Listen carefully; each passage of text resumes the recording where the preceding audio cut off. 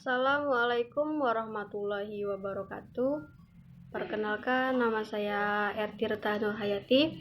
NPM saya 1986206058. Saya dari program studi Pendidikan Guru Sekolah Dasar Universitas Muhammadiyah Kota Bumi.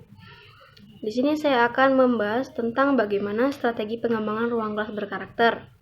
Pasti teman-teman semua di sini bertanya-tanya, bagaimana sih strategi pengembangan ruang kelas berkarakter itu? Untuk mengetahui lebih lanjut, mari kita bahas semua dari inti poin-poinnya. Yang pertama, ada hakikat kelas. Yang kedua, implikasi kelas terhadap pembelajaran. Yang ketiga, pengembangan ruang kelas berkarakter. Yang keempat, strategi ruang kelas berkarakter. Pertama-tama kita harus mengetahui apa itu hakikat kelas. Kelas adalah suatu masyarakat kecil yang merupakan bagian dari masyarakat sekolah, yang sebagai satu kesatuan yang diorganisir menjadi unit kerja yang secara dinamis menyelenggarakan berbagai kegiatan pembelajaran yang kreatif untuk mencapai suatu tujuan. Nah, ada yang seseorang pendapat yang berpendapat yang bernama Nawawi bahwa kelas ini terbagi menjadi dua. Yang pertama, kelas dalam artian sempit, yakni ruangan yang dibatasi oleh 4 dinding, tempat sejumlah siswa berkumpul untuk mengikuti proses belajar mengajar. Yang kedua, kelas dalam artian luas, yaitu suatu masyarakat kecil yang merupakan bagian dari masyarakat sekolah, sebagai satu kesatuan yang diorganisir menjadi unit kerja yang secara dinamis menjalankan berbagai kegiatan. Selanjutnya, implikasi kelas terhadap pembelajaran. Implikasi kelas terhadap pembelajaran ini terbagi menjadi 3. Yang pertama, ada implikasi terhadap pembelajaran yang berlangsung. Maksudnya, kondisi kelas yang dikelola atau didesain dengan baik secara modern dapat mewujudkan suasana belajar mengajar yang efektif dan menyenangkan, serta dapat memotivasi siswa untuk belajar dengan baik sesuai dengan kemampuan siswa, karena dia merasa nyaman dan betah dengan suasana atau kondisi kelas yang berkarakter. Yang kedua, indikasi terhadap sistem evaluasi. Faktor penting yang menentukan hasil belajar adalah lingkungan kelas. Dalam lingkungan kelas yang menyenangkan, siswa akan senang belajar dan secara langsung akan meningkatkan hasil belajar, sehingga memudahkan bagi guru untuk mengevaluasinya. Yang ketiga, implikasi terhadap disiplin dan pembinaan karakter. Pengaturan lingkungan belajar kelas sangat diperlukan agar anak mampu melakukan kontrol terhadap pemenuhan kebutuhan emosionalnya, sehingga akan mendorong anak terlihat secara fisik, emosional, dan mental dalam proses belajar. Yang ketiga, pengembangan ruang kelas berkarakter. Pengembangan ruang kelas berkarakter ini sangat dibutuhkan guna menciptakan ruang kelas yang aktif dan kreatif serta berpotensi, guna menjadikan peserta didik agar menjadi orang yang berkarakter. Guru dan peserta didik ini harus memiliki kerjasama yang sangat baik agar ruang kelas berkarakter ini dapat berjalan dengan lancar. Nah, pengembangan ruang kelas berkarakter ini ada unsur-unsur pengembangannya, dan ada juga kegiatan-kegiatan pengembangan ruang kelas berkarakter. Unsur-unsurnya ini yang pertama ada guru.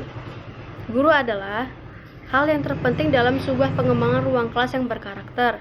Guru mempunyai banyak peran dalam sebuah proses pendidikan. Guru ini bukan hanya menjadi seorang pendidik dan pengajar, tetapi guru ini juga bisa menjadi pembentuk atau pembangkit karakter, pandangan, serta kreatif. Yang kedua, peserta didik. Peserta didik ini juga dapat berperan dalam membangun ruang kelas berkarakter. Jadi peserta didik dan guru ini harus bekerja sama dalam membangun suatu kelas ruangan yang agar dapat berkarakter. Yang terakhir, proses di dalam kelas. Sebuah ruang kelas yang berkarakter juga akan terbentuk dari suatu proses yang terjadi di dalam kelas tersebut. Suatu proses yang baik dan menarik akan berpengaruh terhadap pembentukan karakter dalam sebuah ruang kelas. Kegiatan pengembangan ruang kelas ini yang pertama, membuat ruang kelas nyaman dan bersih. Hal ini merupakan hal yang sangat sederhana tetapi sangat penting untuk membangun ruang kelas berkarakter. Jika ruangan kelas nyaman, maka peserta didik akan lebih mudah menerima hal yang baik dalam pembentukan karakternya. Yang kedua, mengatur tata letak perabotan sebaik mungkin. Untuk membentuk ruang kelas berkarakter ini bisa juga dengan menggunakan mengatur tata letak perabotan sebaik mungkin. Ini memang hal yang sangat sederhana juga, tetapi hal ini dapat berpengaruh juga untuk membentuk karakter siswa, karena dapat membuat pandangan dan pikiran juga akan terus nyaman, sehingga menciptakan suasana yang sangat menyenangkan. Yang ketiga, membuat situasi kelas menjadi tenang dan nyaman. Situasi kelas yang tenang dan nyaman diperlukan guna membantu peserta didik untuk bisa berpikir lebih baik dalam penerimaan materi. Hal ini diartikan proses belajar mengajar tetap berlangsung secara aktif, tetapi tidak menimbulkan suatu kericuhan di dalam ruang kelas. Yang terakhir, membuat kelompok diskusi. Guru memberikan pengarahan terhadap peserta didik untuk membuat kelompok diskusi agar bisa memecahkan masalah yang telah diberikan oleh guru dengan cara bekerja sama. Yang terakhir ada strategi pengembangan ruang kelas berkarakter.